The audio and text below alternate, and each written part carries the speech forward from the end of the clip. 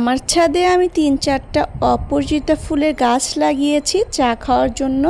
আবার ফুলটা দেখতেও অনেক বেশি সুন্দর, সবুজ পাতার মধ্যে এরকম নীল ফুল ধরে থাকে, দেখতে এত বেশি ভালো লাগে আমার কাছে। তো 2 দিন পরে এরকম শুকিয়ে যায়, সেই শুকনো ফুলগুলো আমি ছিঁড়ে ছিঁড়ে রেখে দেই। কাচের বয়মের মধ্যে রেখে দিলে অনেক দিন পর্যন্ত এই ফুলগুলো ভালো থাকে।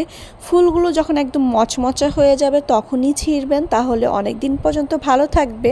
এই ফুল দিয়ে আমি প্রায় সময় চা তৈরি করে খাই। ওয়েট লসের জন্য কিন্তু এই চাটা অনেক বেশি উপকারী। এটা নিয়মিত খেলে ওয়েট কিন্তু কমে, আর এটার কোনো বাজে কোনো স্মেল নেই, বাজে কোনো টেস্ট নেই, তাই এটা খেতে ভালোই লাগে।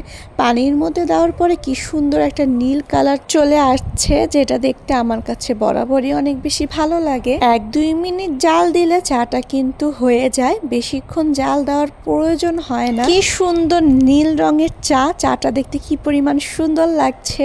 নীল রঙের চায়ের সাথে যদি একটু লেবু মিলিয়ে দেওয়া যায় তাহলে চাটার কালার একদম পার্পেল হয়ে যায়, যেটা একদম ম্যাজিকের মতন দেখা যায়। আমি চাটা মাটির কাপে সার্ভ করলাম। এই কাপটা আমি নতুন কিনে নিয়ে এসেছি, তাই ফুলের চা দিয়ে আজকে উদ্বোধন করলাম। আপনারা এই চা কখনো ট্রাই করেছেন? ট্রাই করলে অবশ্যই জানাবেন।